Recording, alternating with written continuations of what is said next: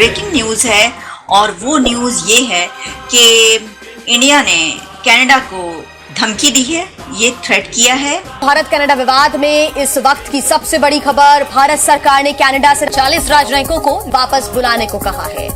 ये बहुत बड़ी डेवलपमेंट है। उसकी वजह ये है कि कनाडा का साथ वेस्टर्न ममालिक ने नहीं दिया, अमेरिका ने भी साथ नहीं दिया, जर्मनी ने भी नहीं दिया, और उसके बाद ब्रिटानिया, ऑस्ट्रेलिया, सारे के सारे खामोश रहे। ये स्टार्ट से स्ट्रेटजी रही है इंडिया की इस डिस्प्यूट के दरमियान कि इसमें हल्के नहीं होना, इसमें नीचे नहीं बैठना। ये जो चीज़ की है भारत ने, उसके बाद जो उसकी हट धर्मी है, वो जो एक महाभारत का कॉन्सेप्ट लेके चल रहे हैं और उसको एक हिंदू स्टेट बनाने की तरफ गामजन है, तो वो थोड़ा सा उनको जो हवा मिली उसके बाद वो आपे से बाहर हो चुके हैं। पहला एंगल तो ये है कि इंडिया को इस चीज़ का पता है कि अगर हमने इस मसले को लाइट लिया तो हम जो हर रोज़ हमारा इमेज दुनिया में बिल्ड हो रहा है वो कंप्रोमाइज़ हो जाएगा। अगर इंडिया को दुनिया समझ रही है कि इंडिया एक इमर्जिंग पावर है, तो यहाँ पे आपको कनाडा को एक टफ पोजीशन लेनी पड़ेगी। फॉरेन पॉलिसी के मैदान में पाकिस्तान को बहुत सी अपॉर्चुनिटीज़ मिलती रही, मौके मिलते रहे, लेकिन हम उनसे सही तौर पे फ़ायदा नहीं उठा सके। वर्ल्ड कप का टाइम है, ये जौन सी मर्जी बॉलिंग कर लें, मोदी जी फ्रंट फुट पे आके ऐसे छक्के मारते हैं जैसे ट्रूडो का किया है। एक बड़ी डेवलपमेंट है। आपको याद होगा जब भारत की तरफ से पहला रिएक्शन आया था, जब कनाडा ने कहा कि इंडियन इंटेलिजेंस के लोग हैं वो एक कनेडियन को कत्ल करने में इन्वॉल्व हैं, तो जो एक्सटर्नल अफेयर्स मिनिस्ट्री के जो स्पोक्स पर्सन हैं उन्होंने जो स्टेटमेंट दी थी कि एक डिस्प्रपोर्शनेट नंबर है कनेडियन डिप्लोमेट्स का इंडिया के अंदर। आज एक फाइनेंशियल टाइम्स की रिपोर्ट आई है जिसमें उन्होंने कहा है कि जी 10 अक्टूबर का हम आपको वक्त देते हैं और आप अपने जो 41 डिप्लोमेट हैं उनको यहाँ से निकालें।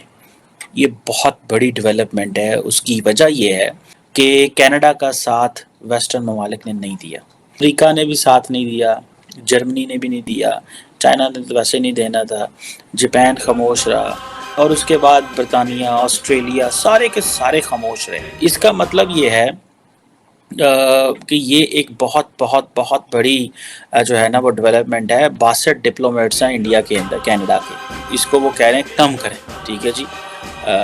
तो इसका मतलब ये है कि इंडिया चाहता है कि ताल्लुकात जो हैं वो मज़ीद ख़राब हों। इसकी बहुत सारी कॉनोटेशंस हैं जी। पहला एंगल तो ये है कि इंडिया को इस चीज़ का पता है कि अगर हमने इस मसले को लाइट लिया तो हम जो हर रोज़ हमारा इमेज दुनिया में बिल्ड हो रहा है वो कंप्रोमाइज़ हो जाएगा। अगर इंडिया को दुनिया समझ रही है कि इंडिया एक इमर्जिंग पावर है, तो यहाँ पे आपको कनाडा को एक टफ पोजीशन लेनी पड़ेगी, पहली बात।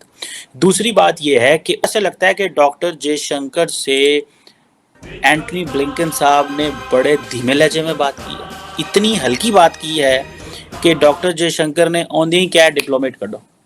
और जो जिस तरह डॉक्टर जयशंकर को उन्होंने अमेरिका में वेलकम किया और कोई मीटिंग पोस्टपोन नहीं की, कुछ नहीं किया, सो इट मींस कि वो जो ट्रूडो साहब जो उम्मीद लगा के बैठे हुए थे ब्लिंकन से, वो उन्होंने नहीं की बात। सो मेरा ख्याल है कि कनाडा जो है उसने ओवर एस्टिमेट कर लिया अमेरिकन सपोर्ट को। और जयशंकर ने वापस आते ही ये मजीद एक इसमें बड़ा क्लियर मैसेज है टू कनाडा एंड एवरीबॉडी।